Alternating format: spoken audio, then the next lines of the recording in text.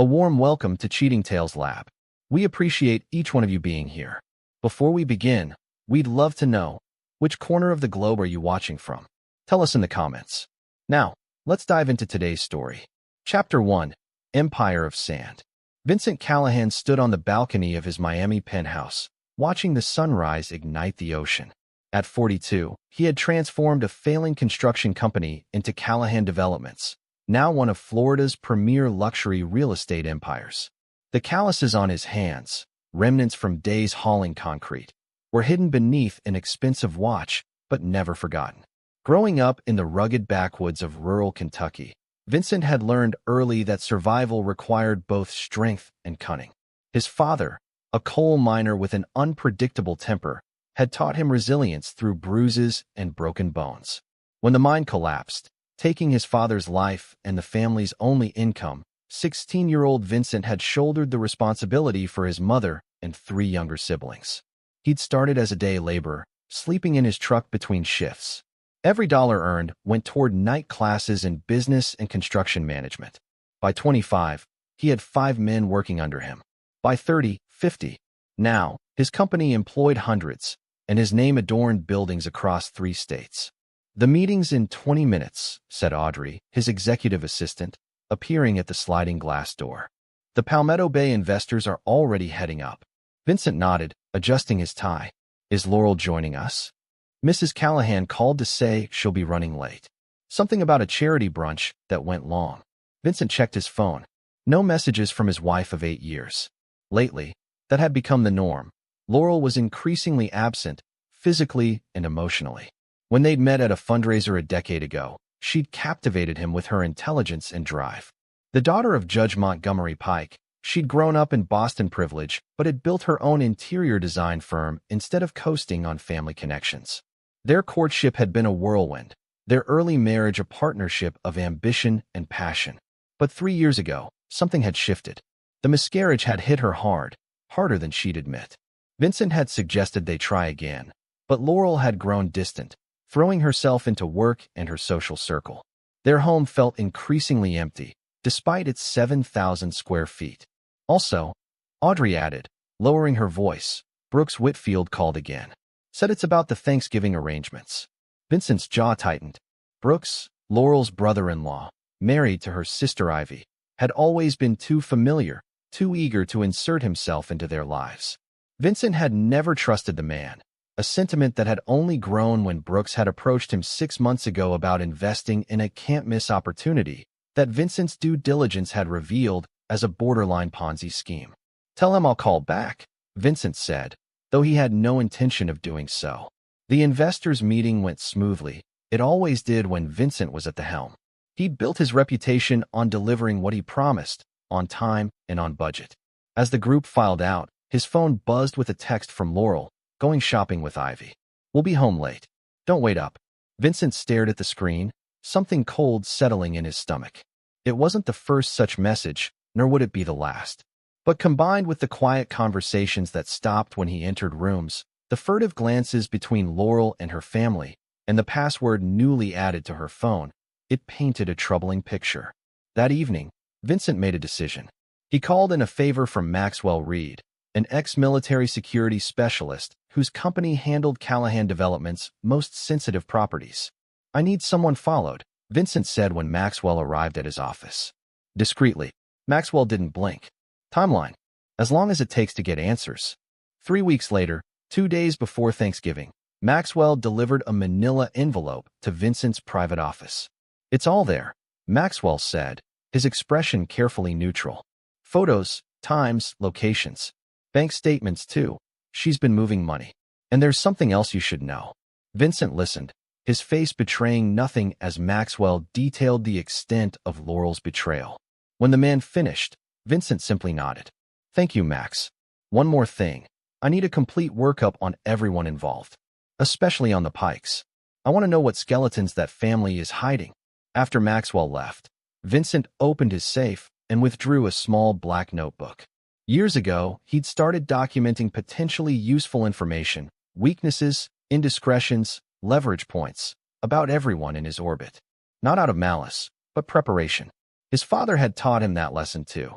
the world takes from those who aren't ready to defend what's theirs. Turning to a fresh page, Vincent began to write, mapping out a strategy. By the time he finished, dawn was breaking over Miami again, and Vincent Callahan had a plan.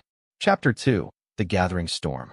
The Pike family estate in Coral Gables sprawled across 2 manicured acres, a colonial revival mansion that had been in the family for 3 generations. As Vincent parked his Range Rover in the circular driveway on Thanksgiving morning, he noted the collection of luxury vehicles already present: Judge Pike's Bentley, Ivy and Brooks' Tesla, and several others belonging to the extended family. Laurel sat silently beside him, checking her reflection one last time. She'd been unusually attentive the past 2 days, almost nervous in her affection. "Remember, Daddy's been stressed about his retirement announcement," she said, her voice measured. "So let's keep things light, okay?" Vincent smiled, taking her hand. "Of course, darling." Light as a feather. Inside, the house bustled with activity. Judge Montgomery Pike, still intimidating at 72, greeted them with a firm handshake and bourbon breath. His wife, Constance, air-kissed Vincent's cheeks before whisking Laurel away to help in the kitchen. Vincent moved through the gathering, nursing a single scotch, observing. Brooks Whitfield hovered near the judge, laughing too loudly at his jokes. Ivy, Laurel's older sister, kept glancing at her phone, her expression pinched. Cousin Ruth and her husband Theodore debated politics with the judge's brother, Philip, while their children played in the garden outside. "Vincent, just the man I wanted to see." Brooks clapped him on the shoulder, steering him toward the study. "Got a proposition that might interest you." Vincent allowed himself to be led, noting how Brooks closed the door behind them. Maxwell's report had been thorough about Brooks' activities too. "I've been meaning to talk to you," Brooks began, perching on the edge of the desk. "There's this development opportunity in Brickell, very hush-hush, very exclusive. Looking for investors with deep pockets and the right connections." "Like your last opportunity?" Vincent asked mildly. Brooks flushed. "That was different. Look, I know we haven't always seen eye to eye, but this is legitimate. And frankly, Vincent, you might want to consider building some goodwill with the family right now." "Why's that?" Brooks took a deep drink from his glass. "Just saying, things change. Family dynamics shift. It's always good to have allies." Before Vincent could respond, the study door opened, and Judge Pike entered, followed by his brother Philip and Theodore. "Gentlemen's meeting?" the judge asked, his smile not reaching his eyes. "Mind if we join?" For the next hour, Vincent endured increasingly pointed questions about his business, property valuations, contract disputes, zoning challenges. The men circled like sharks, scenting blood, probing for weaknesses. "You know, Vincent," Judge Pike finally said, swirling his bourbon, "I've always respected self-made men. Started with nothing, built an empire. But empires can fall just as quickly as they rise, can't they?" "They can," Vincent agreed. "Usually from rot within." The judge's eyes narrowed fractionally. "Dinner should be ready. Shall we?" The dining room table stretched the length of the room, laden with Thanksgiving bounty. Vincent took his assigned seat beside Laurel, noting how she'd been placed between him and her father, with Brooks directly across. Halfway through the meal, as servants cleared the main course dishes, Judge Pike tapped his glass for attention. "Before dessert, I'd like to share some family news," he announced. "As some of you know, I'll be officially retiring from the bench next month. What you don't know is that Brooks has been selected to fill my seat through the governor's appointment." Applause rippled around the table. Brooks beamed, accepting congratulations with false modesty.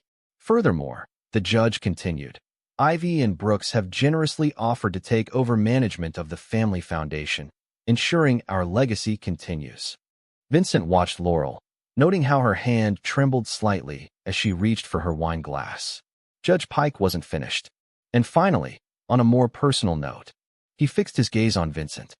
"It seems our family will be undergoing another transition soon." The room fell silent. "Vincent," the judge said, his voice carrying the authority of decades on the bench, "I believe you should hear this from us, as a family. Laurel has decided to file for divorce. The papers will be processed tomorrow." Vincent kept his expression neutral, even as the table erupted in poorly concealed whispers. "We've already retained Sullivan and Garner," Ivy added, leaning forward.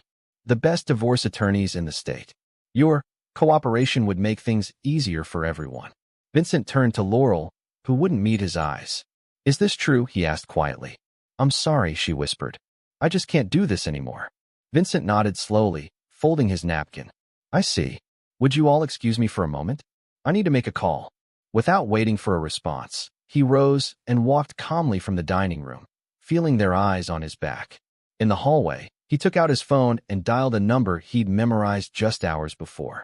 "It's time," he said simply. "Execute."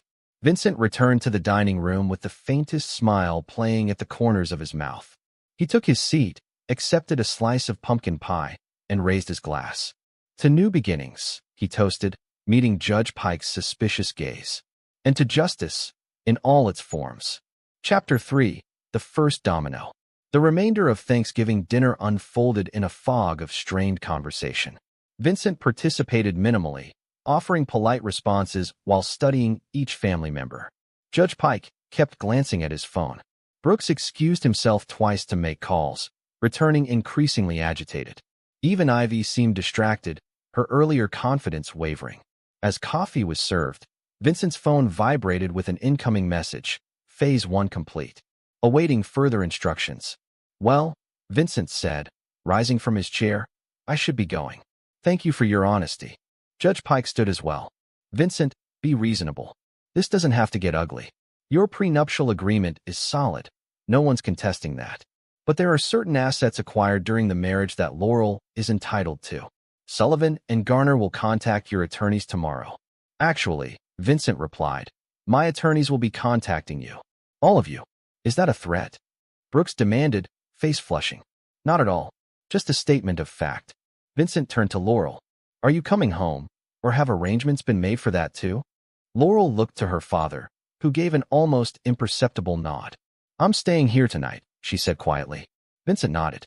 "I expected as much. Goodbye then." As he walked toward the door, Judge Pike followed. "Vincent," he said, his voice lower, "I've always thought you were smart enough to recognize a losing battle. Don't make this messier than it needs to be." Vincent paused, considering the older man. "You know, Judge, my father once told me something I've never forgotten. He said, 'Son, when a man shows you who he really is, believe him the first time.' I've just realized I've been ignoring that advice for years." The drive home was silent save for a series of calls Vincent made, speaking in clipped, precise instructions. At midnight, as he sat in his home office reviewing documents, his phone lit up with Laurel's name. "Vincent." Her voice was hysterical, broken by sobs. "What did you just do?" "My parents. They just told me they can't help me anymore. They've abandoned me. And I just got an email from the Design Guild. I'm being investigated for ethics violations. They fired me from the Morrison project. Stop this now, or I don't have any other option than to end my..." "Breathe, Laurel," Vincent interrupted calmly. "This is only the beginning." "Beginning? My life is falling apart. How did you even? Did you really think I wouldn't find out? About Roberto? About the money you've been funneling to your lover for the past year? About the plans you and your family made to take control of my company?" The line went silent for a moment. "How much do you know?" she finally whispered. "Everything, including what your father and Brooks did to Judge Carlisle to secure that judicial appointment. And the truth about the family foundation's finances. Your sister's prescription fraud. All of it." "Vincent, please," Laurel begged. "We can work something out. I'll call off the divorce. We can go to counseling. I'll break it off with Roberto." "It's too late for that," Vincent replied. "You've made your choice. Now, I've made mine. What do you want?" "I want you to understand exactly what you've lost and who you chose to lose it for. Tell your family that tomorrow at 9 a.m., my attorneys will be contacting each of them individually. If they're smart, they'll take the deals offered. If not," Vincent let the sentence hang. "They'll destroy you," Laurel hissed, anger briefly overcoming fear. "You don't know who you're dealing with." "No, Laurel. You don't know who you've been married to. Sleep well." Vincent ended the call and opened his laptop. On the screen was a secure server containing everything Maxwell had uncovered. Judge Pike's acceptance of bribes to sway decisions in favor of certain developers, Brooks' fraudulent credentials that had helped secure his judicial nomination, the family foundation that functioned as a tax shelter and money laundering operation, Ivy's opioid addiction and forged prescriptions, and Laurel, his wife, who had been feeding information about his business deals to her family and her lover, Roberto Vega, a rival developer who'd been trying to undermine Callahan Developments for years. Vincent typed a command, encrypting the files and setting the timed protocol. Phase 2 would begin at dawn, and by sunset, the Pike family's carefully constructed dynasty would be nothing but ash. Chapter 4, House of Cards. At precisely 9 a.m. the day after Thanksgiving, 12 different attorneys from Callahan's legal team simultaneously delivered personalized settlement offers to each member of the Pike family. Judge Pike received his in his private chambers, where he'd gone despite the holiday to access confidential files that had mysteriously been replaced with blank paper. Brooks was served at the governor's mansion, where he'd been summoned for what he thought was a final vetting meeting before his judicial appointment announcement. Ivy received hers at her doctor's office, where she'd gone to convince her physician to rewrite prescriptions that had suddenly been flagged in the state monitoring system. Laurel's was delivered to her parents' estate by Vincent himself. "You can't be here," she said, blocking the doorway, eyes swollen from crying. "My father will call the police." "Your father is otherwise occupied," Vincent replied, handing her an envelope, "as is everyone else in your family." Interesting how quickly loyalty dissolves when self-preservation kicks in. Laurel glanced at the thick document. "What is this?" "Terms. Read them carefully. You have 1 hour to decide." While Laurel retreated to read the settlement offer, Vincent toured the grounds of the estate he'd visited dozens of times as a son-in-law, but had never truly been welcomed into. The irony wasn't lost on him. The self-made man had always been viewed as beneath this family of inherited wealth and influence. His phone rang constantly, frantic calls from various Pike family members, which he ignored. Let them sweat. Let them feel what it was like to have control suddenly stripped away. At exactly 1 hour, Vincent returned to the house. Laurel sat in the sunroom, the papers spread before her, face ashen. "You're asking me to sign over my stake in our properties. My shares in the company. Everything." "Not everything," Vincent corrected. "You keep your personal accounts, minus the funds you diverted to Roberto, of course. Your car. Your jewelry. Enough to start over somewhere far from Miami. And if I refuse?" Vincent took a seat across from her. "Then tomorrow morning, the FBI receives evidence of your involvement in wire fraud, conspiracy, and corporate espionage. Your lover Roberto faces similar charges, plus tax evasion. Your father's judicial misconduct goes public. Brooks' nomination implodes. Ivy's prescription fraud gets reported to the medical board and DEA." Laurel's hands shook. "You've been planning this. All along, you've been cataloging our weaknesses." "No, I've been protecting myself. There's a difference." Vincent slid a pen across the table. "Your father taught me an important lesson, you know. Last year, when he blocked my West Shore development despite all the proper permits and environmental clearances. When I asked him why, he said, 'Because I can.' That's when I realized what kind of family I'd married into." "We're not monsters, Vincent," Laurel whispered. "We're just entitled, corrupt, willing to destroy others to maintain your position." Vincent leaned forward. "Your father was going to use his connections to tie up my assets in litigation for years while you drained what you could. Brooks was prepared to testify against me in a case your father was orchestrating.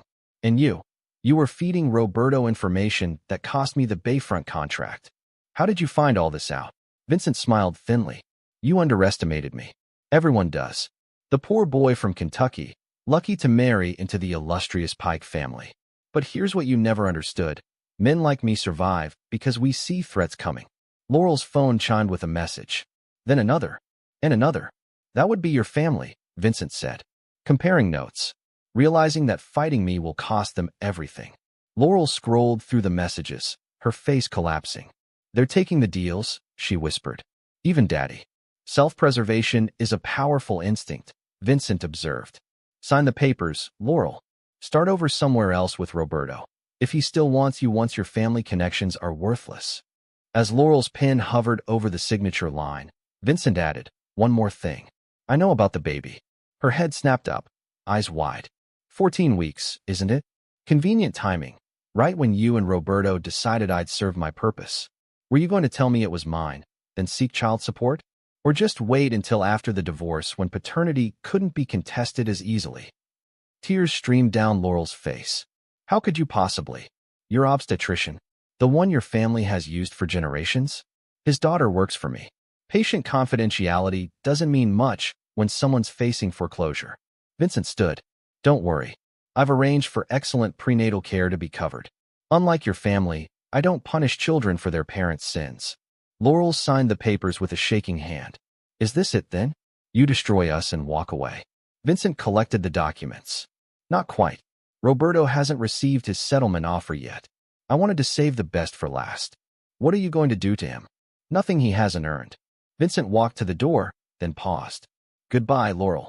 I'd wish you happiness, but we both know I'm not that forgiving. As Vincent drove away from the Pike estate for the final time, he called Maxwell. Status update? Judge Pike signed. Brooks signed. Ivy's still reading through the documents, but her lawyer is pushing her to accept. The foundation trustees are cooperating. They had no idea what was really happening with the funds. And Roberto? That's the interesting part, Maxwell said. He's gone. Cleared out his penthouse last night. Tried to withdraw funds this morning, but found his accounts frozen. He's used 3 different credit cards at gas stations heading west on I-75. Vincent processed this information. He's running. He knows. Appears so. Wanting to have him picked up? No. Let him run for now. It's more satisfying that way. Vincent checked the time. Execute phase 3 at 4 p.m. I want this finished before dinner. At 5:30 p.m., Vincent sat in his office, watching the sunset paint Miami's skyline in shades of gold and crimson. His phone buzzed with a news alert. The governor's office had issued a statement withdrawing Brooks Whitfield's nomination for judicial appointment, citing personal reasons. Another alert announced Judge Montgomery Pike's immediate retirement, effective immediately, due to health concerns. A knock at his door preceded Audrey's entrance. The transfers are complete, she reported. The Pike Family Foundation assets have been redistributed according to your instructions. 80% to the Coal Miners Health Fund in Kentucky, 20% to the Children's Hospital here. Anonymously, as requested. And the company? As of 5 minutes ago, you own 100% of Callahan Developments. Mrs. Callahan's shares, as well as the silent investor stakes held by Judge Pike and Brooks Whitfield, have all been transferred back to you. Vincent nodded. Thank you, Audrey. That will be all for today. Alone again, Vincent opened his safe and retrieved the black notebook. One by one, he crossed off names: Judge Pike, Brooks, Ivy, Laurel. Only Roberto Vega remained unmarked. Vincent's phone rang, an unfamiliar number with a Florida area code. He answered to hear a voice he recognized immediately. What did you do to my accounts? Roberto demanded, road noise in the background. I can't access anything. Hello, Roberto, Vincent replied calmly. Enjoying your road trip? Listen to me, you bastard. I have copies of everything. Every conversation with Laurel, every piece of information about your deals. I'll go to the press, the SEC, whoever will listen. With evidence you obtained illegally through my wife? That would be unwise. I don't care anymore. You've taken everything. Not everything, Vincent interrupted. Not yet, but I will. The question is whether you lose it all at once or piece by piece. Roberto fell silent for a moment. What do you want? Stop running. Check into the Grand Palm Hotel in Naples. Rooms already reserved in your name. My associate will contact you there with terms. And if I don't, then the FBI gets an anonymous tip about certain international transfers you've made. The kind that trigger terrorism financing investigations. Very difficult to disprove, those allegations. They tend to follow a man for life. The line went silent for so long Vincent thought Roberto had hung up. You've thought of everything, haven't you? Roberto finally said, his voice hollow.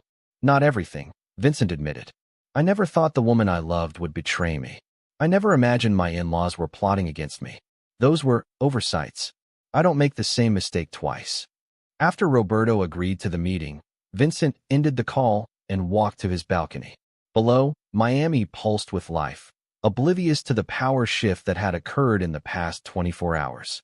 One of the city's most influential families had been neutralized without a single public scandal, their power and assets redistributed silently but completely. Tomorrow, Vincent would wake up to a different world, one where he no longer had to guard against enemies disguised as family.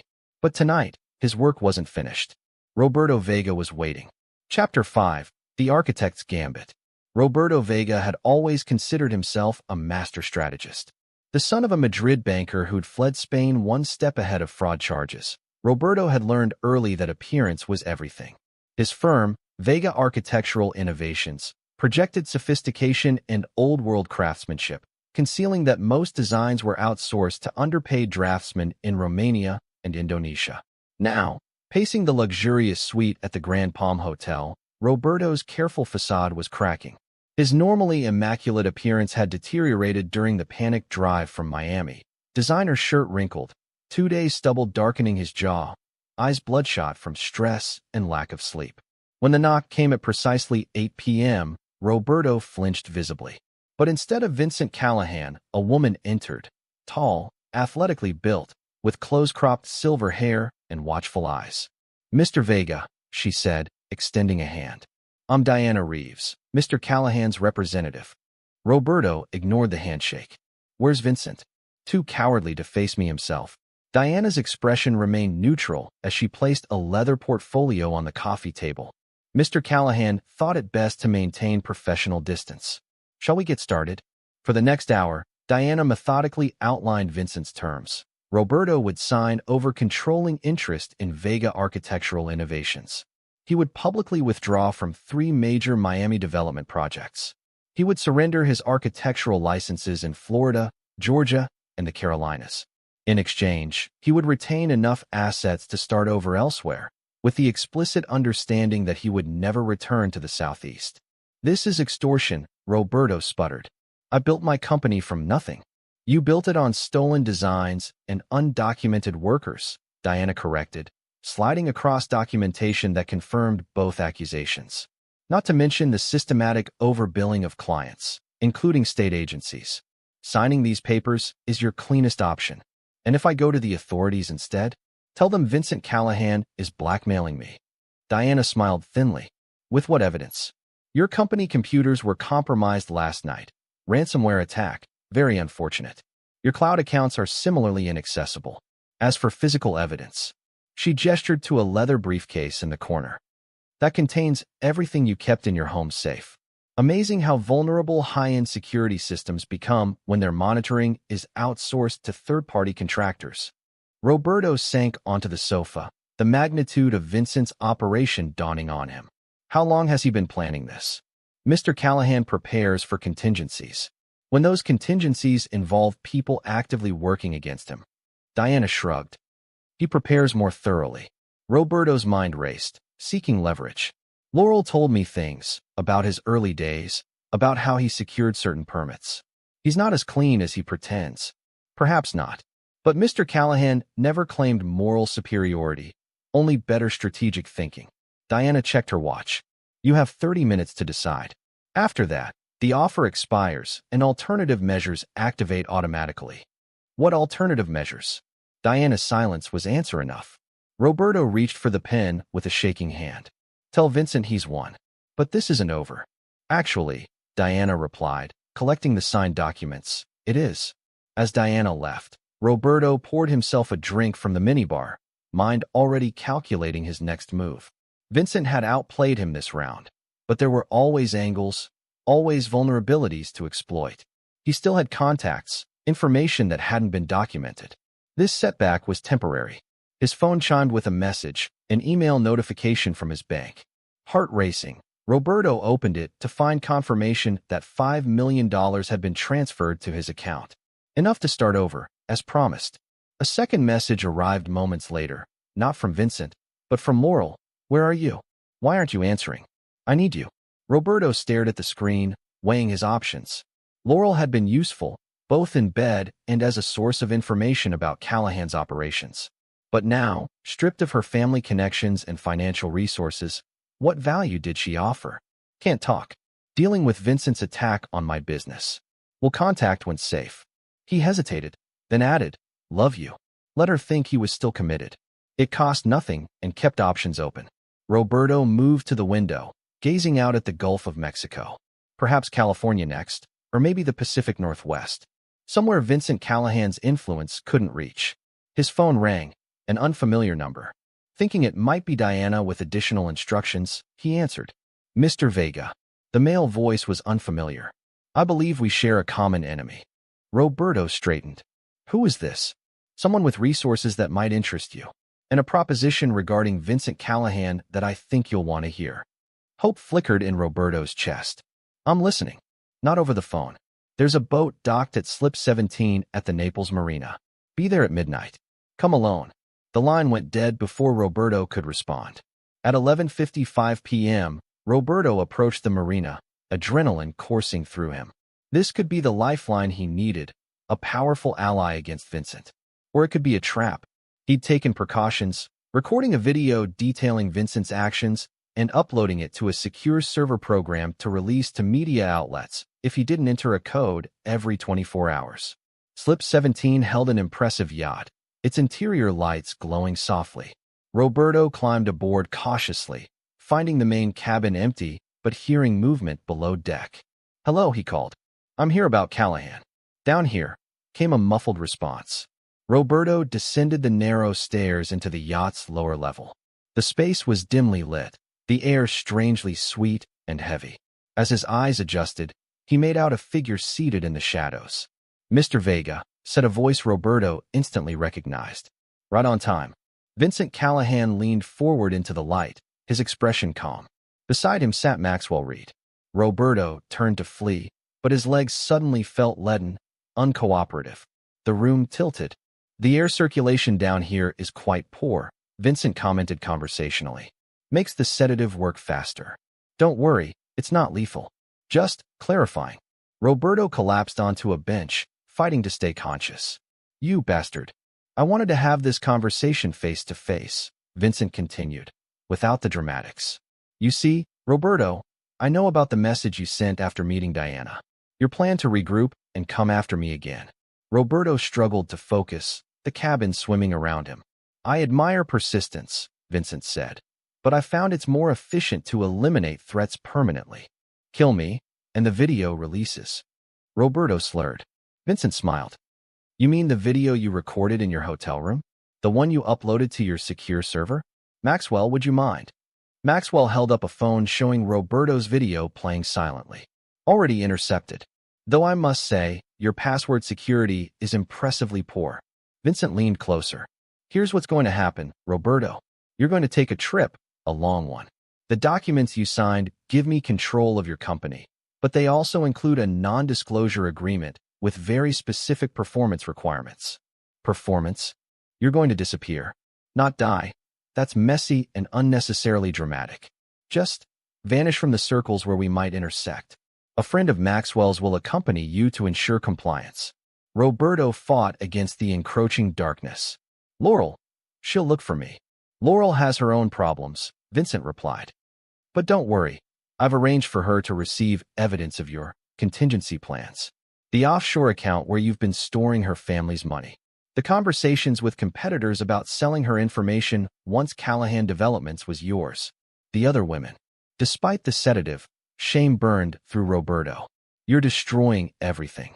No, Vincent corrected.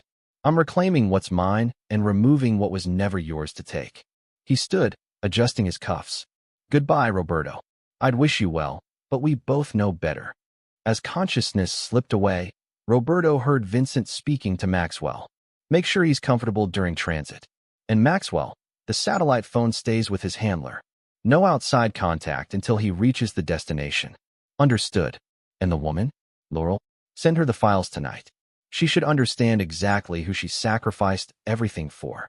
Those were the last words Roberto heard before darkness claimed him completely. Chapter 6. Ashes and Embers. 3 days after Thanksgiving, Miami's social elite gathered at the Vizcaya Museum and Gardens for the annual Children's Hospital Charity Gala. Under normal circumstances, the Pike family would have commanded prime tables near the front, Judge Montgomery Pike offering the opening remarks as he had for the past 15 years. Tonight, their tables stood conspicuously empty.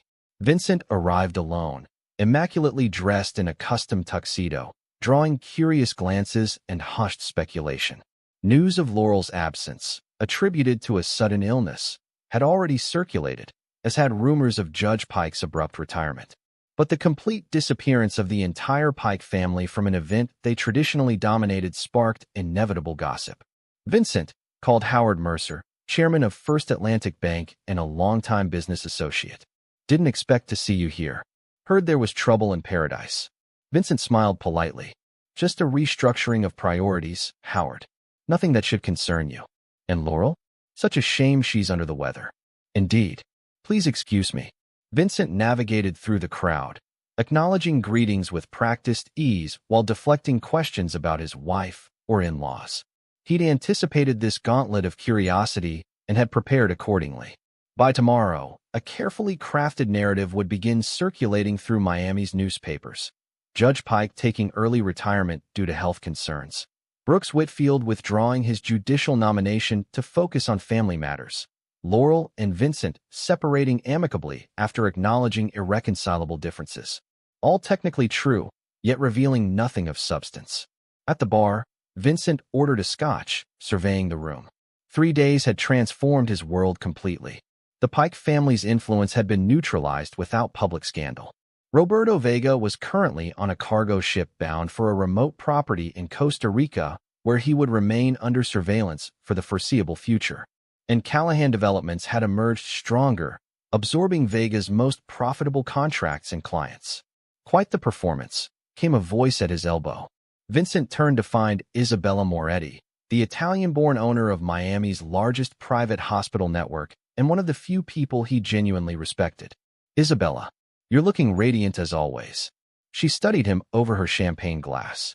And you look like a man who's recently won a significant victory. Care to share the details? Nothing worth boring you with, Vincent replied. Just business adjustments. Isabella smiled knowingly.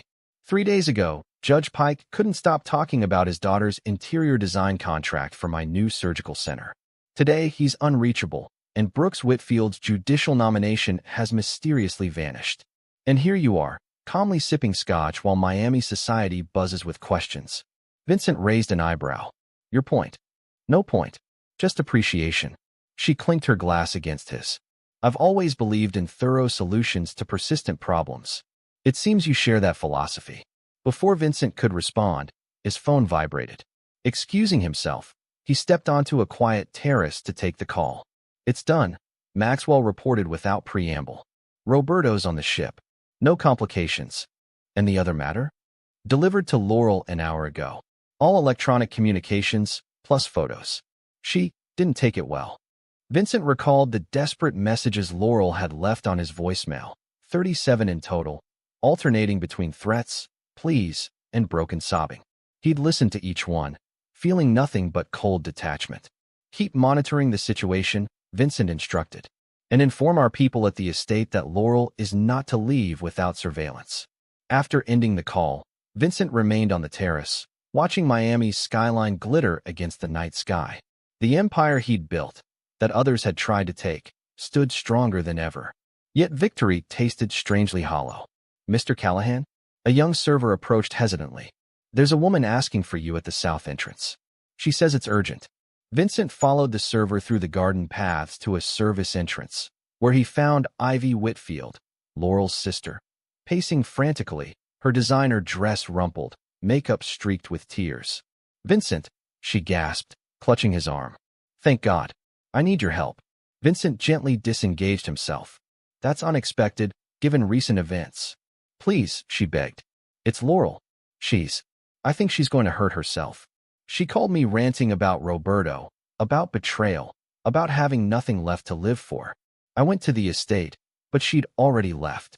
The staff said she took her car and a bottle of pills. Where would she go? Vincent interrupted, already reaching for his phone. I don't know. The beach house, maybe? Or that place on Key Biscayne you bought her for your anniversary. Vincent called Maxwell, issuing rapid instructions as he walked toward the parking area. Ivy hurried alongside him. I'm coming with you, she insisted. No, Vincent replied firmly. You've done enough. All of you. Ivy stopped, her expression hardening. You did this to her. Whatever happens is on your conscience. Vincent paused, turning to face his sister-in-law. Interesting perspective from someone who helped orchestrate her sister's participation in corporate espionage. Tell me, Ivy, Was it your idea to use Laurel's pregnancy as leverage in the divorce? Or was that your father's strategy? Color drained from Ivy's face. How did you? Go home to Brooks. Enjoy what remains of your reputation and freedom. And remember, what I've done so far is merciful compared to what I could have done. Vincent drove to the Key Biscayne property at dangerous speeds, his mind cycling through contingencies. Despite everything, he didn't want Laurel dead, not out of lingering affection, but because her self-destruction would complicate his carefully constructed resolution. The beachfront cottage sat dark and silent when he arrived. Vincent entered using his key, calling Laurel's name as he searched each room. The house was empty, but her car sat in the driveway, and her purse lay on the kitchen counter. Following instinct, Vincent walked down the private boardwalk to the beach. The night was clear, stars reflected in the calm water. He spotted her silhouette at the water's edge, standing knee-deep in the gentle surf, still wearing the clothes she'd had on when he'd last seen her. "It's beautiful, isn't it?" Laurel said without turning as he approached. "I always love this view. The way the lights from the city reflect on the water." Vincent remained on dry sand. "Ivy's worried about you." Laurel laughed hollowly. "Ivy's worried about herself. They all are. Did you know my father hasn't taken my calls since signing your agreement?" "My own father." "Self-preservation is the Pike family specialty," Vincent observed. "Something you learned well." Laurel turned to face him, her expression haunted in the moonlight. "I saw the files you sent. About Roberto, the other women. The things he said about me when he thought no one was listening. The truth is rarely comfortable." "Was any of it real?" she asked, her voice breaking. "Us? Him? Anything?" Vincent considered the question. "I believed it was. Once." Laurel reached into her pocket, withdrawing an orange prescription bottle. "I have nothing left. You've taken it all, my family, my career, my lover, my future." "No," Vincent contradicted. "I've taken back what was mine. Your life remains your own." "A life of what? Shame? Isolation? Poverty?" She shook pills into her palm. "You've destroyed everything I care about. You did that yourself, Laurel. The moment you decided I was expendable." She stared at the pills in her hand. "I did love you. In the beginning. I know. And now you hate me." "No," Vincent said truthfully. "I feel nothing for you now. That's far more final than hatred." Laurel's shoulders slumped. "Why are you even here? To watch me fall apart? To savor your victory? To remind you that you're carrying an innocent life, one that deserves a chance, regardless of its parents' failures." Tears streamed down Laurel's face. "I have nowhere to go. No one left." Vincent reached into his jacket, withdrawing an envelope. "Inside is a ticket to Seattle, an apartment lease, contact information for an obstetrician, and enough money to support you and the child for 2 years." Laurel stared at the envelope, bewildered. "Why would you help me now?" "I'm not helping you," Vincent clarified. "I'm ensuring the child has options. What you do with this chance is your decision." Laurel looked from the pills in her hand to the envelope, then back to Vincent's impassive face. Slowly, she waded out of the water and took the envelope. "If I accept this, what do you want in return?" "Nothing. Except your permanent absence from my life and business. The child will have financial support regardless, through a trust managed by my attorneys. But neither of you will have any claim on me or my company." Laurel nodded slowly, then tipped the pills back into the bottle. "I'll go. You'll never see me again. I promise." Vincent turned to leave, then paused. "One question, Laurel, was it worth it? Betraying everything we built together?" She looked at him, tears glistening in the moonlight. "No, but I didn't realize that until it was too late." Vincent nodded. "That's the thing about consequences, Laurel. They arrive whether we're prepared for them or not." As he walked away, leaving his wife standing alone on the beach, Vincent felt the final piece of his old life slipping away, not with pain, but with a sense of completion. The book was closed. The accounts settled. Tomorrow would bring new challenges, new opportunities. But tonight, as Miami glittered in the distance, Vincent Callahan allowed himself a moment of perfect, empty peace. Chapter 7, Phoenix Rising. 6 months after the Thanksgiving that had changed everything, Vincent stood on the observation deck of Callahan Tower, watching construction cranes swing across the Miami skyline. 3 of those cranes belonged to him, part of the West Shore development that Judge Pike had tried to block, now proceeding smoothly under the oversight of a different judge. The environmental clearances came through this morning, reported Audrey, handing him a leather portfolio. Construction on Phase 2 can begin next week. Vincent nodded, reviewing the documents. And the Pike Estate acquisition, closing tomorrow. The bank was motivated to settle quickly after the forensic accountants identified irregularities in the mortgage approval. Vincent smiled faintly. The Pike family mansion, symbol of old Miami power, would soon be demolished, replaced by a community center bearing his mother's name. A fitting transformation. The past 6 months had seen Callahan Development's influence expand dramatically. With Roberto Vega removed from competition and the Pike family neutralized, Vincent had consolidated market share across southern Florida. The business press had taken notice, running profiles with headlines like Miami's new power broker and Callahan's calculated rise. None mentioned the Thanksgiving coup that had facilitated this expansion. To the public, Judge Pike had retired for health reasons, his family retreating from social prominence. Laurel and Vincent had divorced quietly, with surprisingly little acrimony. Roberto Vega had sold his company and relocated abroad for personal reasons. Only those directly involved knew the truth, and none were in positions to speak about it. Vincent's intercom buzzed. "Mr. Callahan, Ms. Moretti is here for your meeting. Send her up." Isabella Moretti entered his office with her characteristic directness, dispensing with pleasantries as she took a seat. "I've reviewed your proposal for the medical center," she said, placing a thumb drive on his desk. "My counterproposal is there, along with suggested modifications to the western parcel usage." Vincent nodded. "I appreciate your efficiency, as always." Isabella studied him. "You look different, Vincent. Settled, somehow." "Business is good. It's more than that." Her shrewd eyes narrowed. "You've eliminated distractions." Vincent acknowledged this with a slight incline of his head. Isabella was perhaps the only person in Miami who truly understood what he'd accomplished, and how. Her own rise from immigrant doctor to healthcare magnate had required similar ruthlessness. "Speaking of distractions," Isabella continued, "I heard Laurel has relocated permanently to Seattle, and is due any day now." Vincent's expression remained neutral. "So I'm told. Will you have any involvement with the child?" "Financial support only, through a blind trust. Beyond that, no." Isabella nodded, seemingly satisfied. A clean break, then. Wise. Their discussion turned to business matters, property acquisitions, zoning changes, political alliances to cultivate. As Isabella prepared to leave, she paused at the door. "The governor's office called me yesterday. Your name has been mentioned for the Economic Development Commission. Quite a shift from 6 months ago, when certain judicial influences might have blocked such an appointment." Vincent smiled. "The political landscape has evolved." "Indeed it has.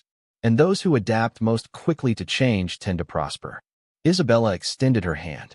"To continued adaptation, Vincent." After she departed, Vincent returned to the observation deck, contemplating the city spreading beneath him.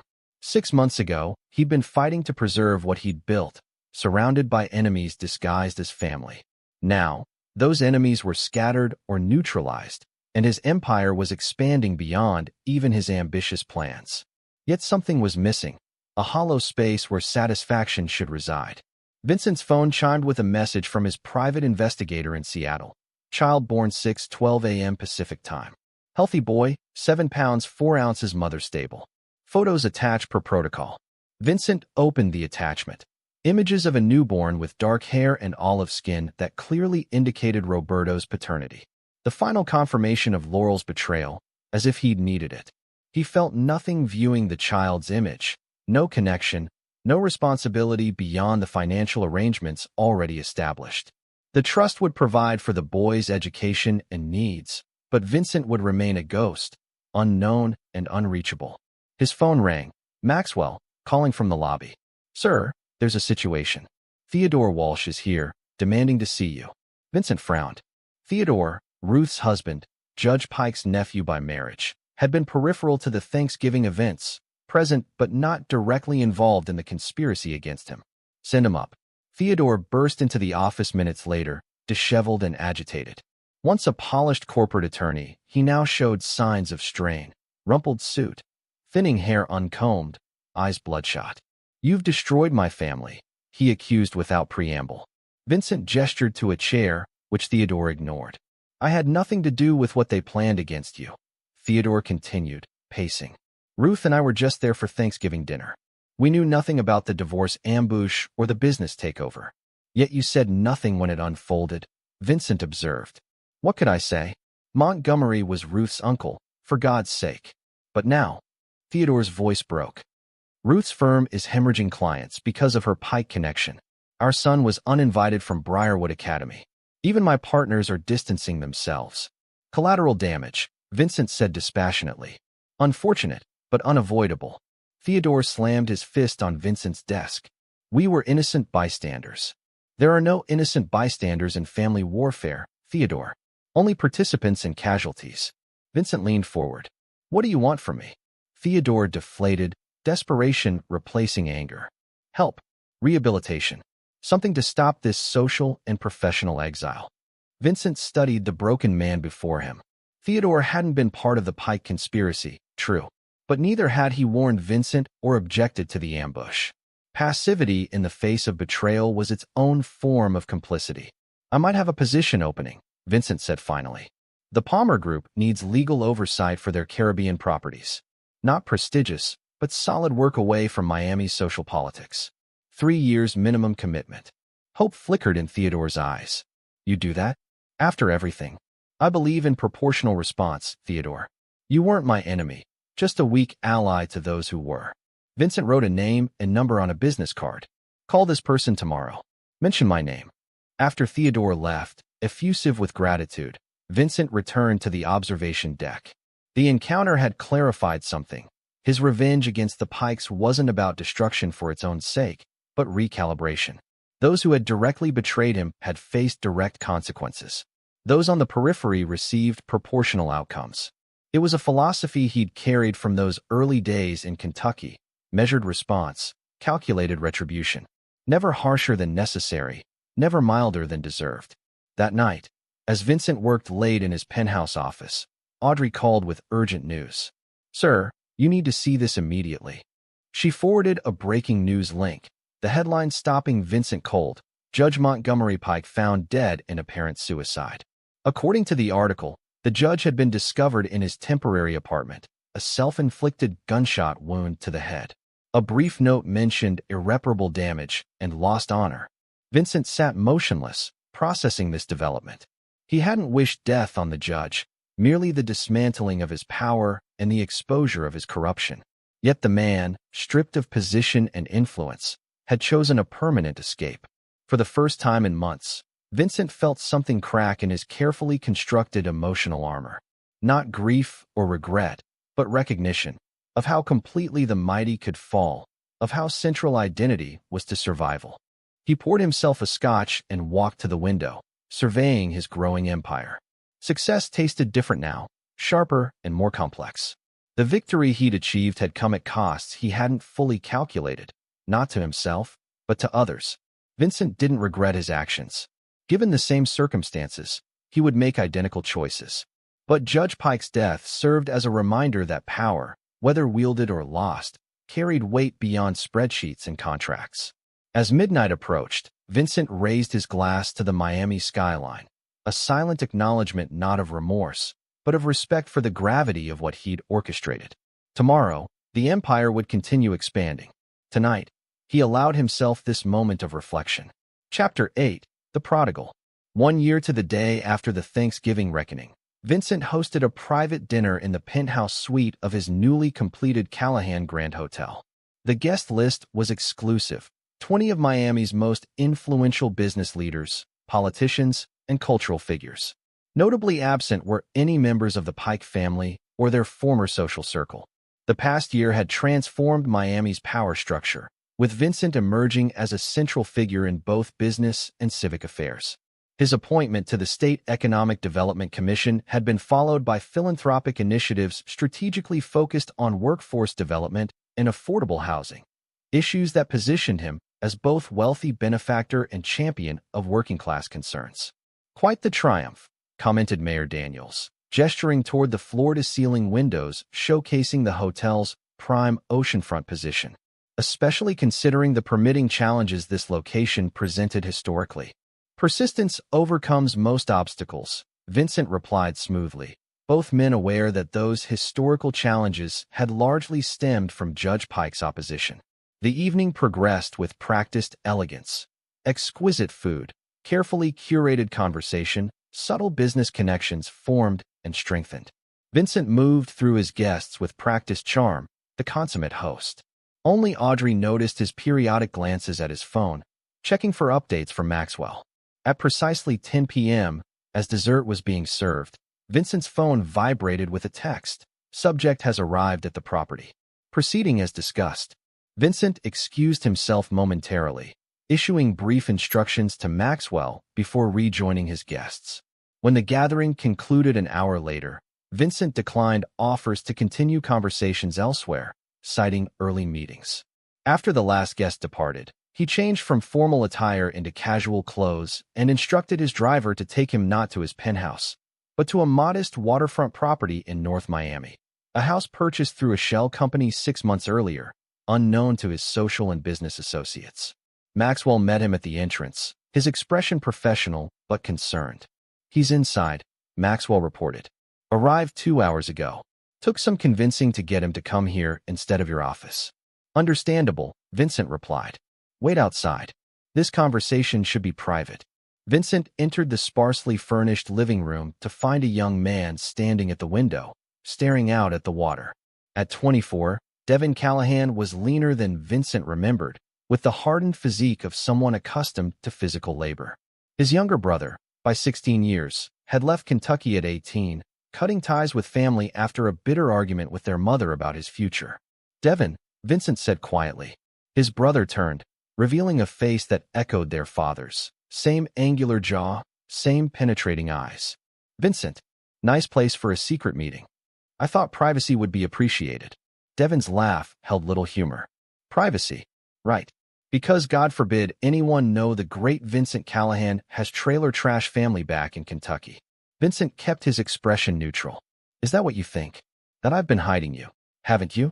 6 years in Miami, building your empire, and not once have I been invited to see it. Mom and the girls got the occasional visit, the generous checks, but me? Radio silence. You made your position clear when you left, Vincent reminded him. Your exact words were, I don't need your money or your advice. Don't contact me again. Devin looked away. I was 18 and stupid. And now, 24 and desperate, apparently. Devin ran a hand through his hair, a gesture so reminiscent of their father that Vincent felt an unexpected pang. Look, I wouldn't have come if Mom hadn't insisted. Said you could help with my situation. Vincent crossed to a simple kitchenette, retrieving 2 beers from the refrigerator. He handed one to Devin, then took a seat on the sofa, gesturing for his brother to join him. Tell me about this situation, Vincent said. Over the next hour, Devin explained how he'd become entangled with a group renovating and flipping properties in rural Tennessee. What had started as legitimate work had gradually evolved into something shadier. Properties purchased with questionable financing, renovations that ignored code requirements, sales that involved falsified documentation. I didn't realize how deep it went until the FBI started investigating, Devin concluded. Now the ringleaders have disappeared with the money, leaving guys like me holding the bag. 3 of my crew have already been questioned. It's just a matter of time before they reach me. Vincent listened without interruption, his mind cataloging relevant details and potential approaches. Have you been formally charged? He finally asked. Not yet, but my foreman was arrested yesterday. Vincent nodded. Decision made. Pack whatever you need. You're coming to Miami. Devin blinked in surprise. Just like that? No lecture about my poor choices? No, I told you so? Would either help your situation? No, but... Devin hesitated. Why would you help me? After everything I said. The way I left things with Mom. Vincent studied his younger brother, seeing not the angry teenager who'd stormed away 6 years ago, but the toddler he'd protected during their father's rages, the child he'd taught to fish in Kentucky creeks, the teenager he'd tried to guide toward education rather than the manual labor that had broken their father's body decades before his heart finally gave out. Because you're family, Vincent said simply. And unlike some people in my life, you never pretended to be anything you weren't. The brothers regarded each other in silence, 6 years of estrangement hanging between them. I don't want charity, Devin finally said. If I come to Miami, I want real work. To earn my keep. I have multiple construction projects that could use someone with practical experience and an eye for detail. Vincent allowed himself a small smile. Assuming you can follow legitimate building codes. Devin's laugh held genuine amusement this time. I've actually gotten pretty good at renovation. It was the paperwork side that turned criminal. Then we have a foundation to build on. Vincent rose. Maxwell will help arrange your relocation. I have attorneys who will address the Tennessee situation. You'll start with supervised responsibilities, learn the company from the ground up. And if I screw up? If your high society friends discover you've got white trash relatives? Vincent's expression hardened fractionally. First, never use that term again, about yourself or our family. Second, my business associates are aware I come from humble beginnings. Those who have a problem with that don't remain business associates for long. Devin seemed to process this, testing its truth against his preconceptions. Mom said you've changed. That Thanksgiving last year was some kind of turning point. Vincent considered how much to share. Let's say I've clarified my priorities. She mentioned something about your wife. Divorce, wasn't it? That chapter is closed, Vincent said with finality. We won't be discussing it. Devin held up his hands. Fair enough. So, what's the plan? Where do I start in this new Miami life? For tonight, you'll stay here. Tomorrow, we'll meet with my legal team about Tennessee. By the end of the week, you'll start shadowing project managers at the West Shore development. Vincent checked his watch. Unless you have objections? Devin shook his head, a tentative smile forming. No objections, boss. As Vincent prepared to leave, Devin called after him. Hey, Vincent. Thanks. I mean it. Vincent nodded, something long dormant stirring in his chest. The protective instinct that had driven him since childhood, the responsibility for family that had shaped his ambitions and choices. Get some rest, he said. Tomorrow we'll be busy. In the car returning to his penthouse, Vincent made 2 calls.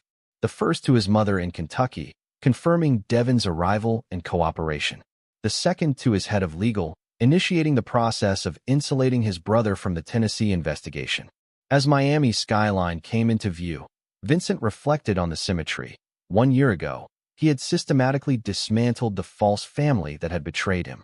Tonight, he had begun rebuilding connections with his true one. The empire had been protected. Now, perhaps, it could be shared, with those who deserved his loyalty rather than those who had attempted to exploit it. Vincent Callahan had never considered himself a forgiving man. But family, real family, existed in a different category altogether.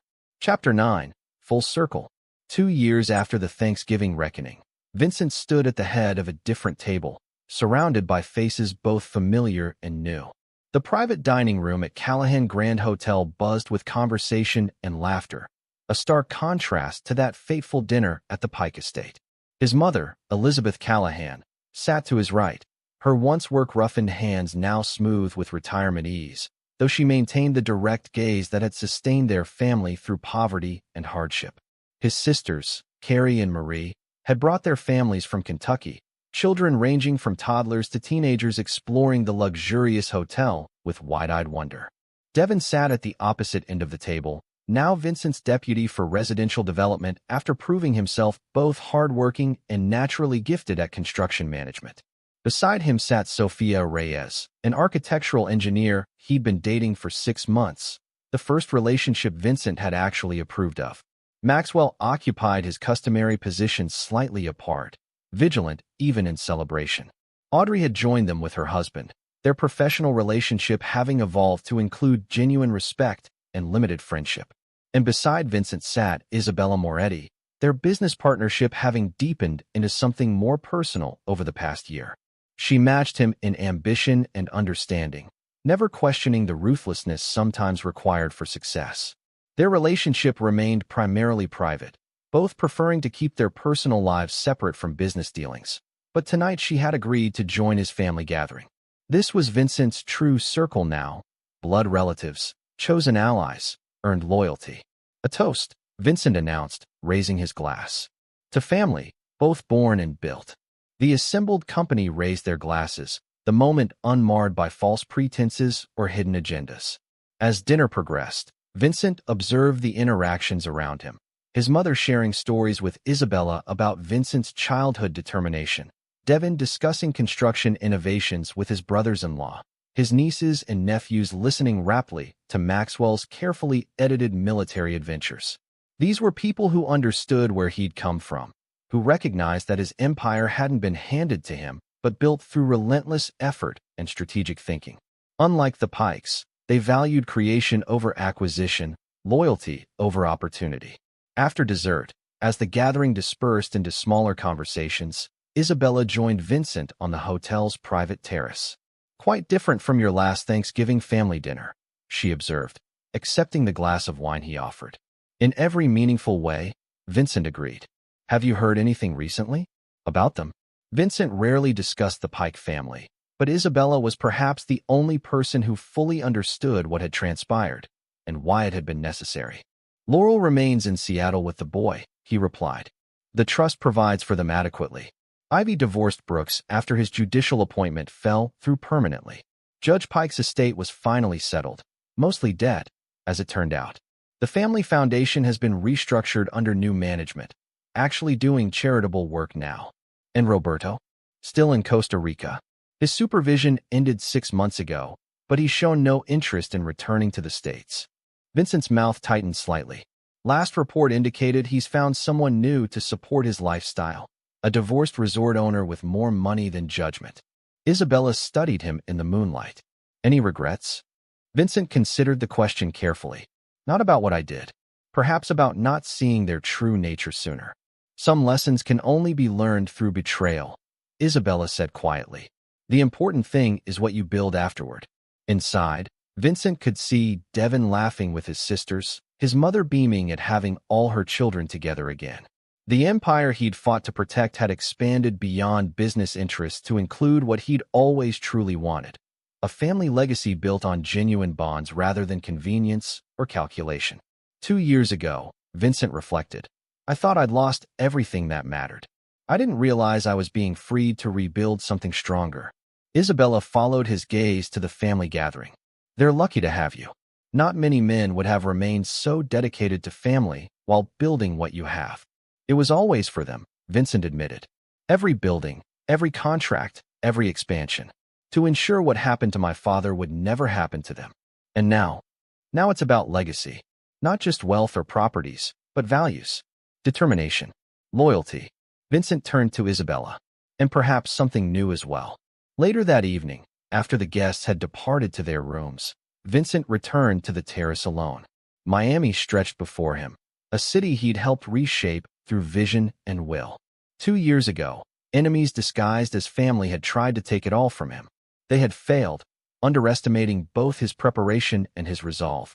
Vincent had never considered himself a forgiving man. Those who betrayed him learned that lesson absolutely. But those who stood by him, who shared his blood and values, they discovered the full measure of his loyalty and protection. As midnight approached, Vincent's phone chimed with a message from an unfamiliar number. He opened it to find a single line of text. "She's gone. Heart failure. Thought you should know. T. Theodore Walsh, the only Pike family connection who'd received a second chance." The message could only refer to Laurel. Vincent stared at the message, searching his heart for any response: grief, vindication, closure. He found none. That chapter was truly finished, the emotional connections severed long before this final physical end. He deleted the message without replying. Tomorrow would bring new challenges, new opportunities. The empire would continue growing. Family bonds would strengthen further. And Vincent Callahan would move forward, unburdened by the past, his revenge complete not through Laurel's death, but through his own rebirth, as a man who understood that true power came not from destroying enemies, but from building something they could never take away. The lessons of Thanksgiving had been learned, applied, and transcended. The reckoning was finally complete. This is where our story comes to an end. Share your thoughts in the comments section. Thanks for your time. If you enjoy this story, please subscribe to this channel. Click on the video you see on the screen, and I will see you there.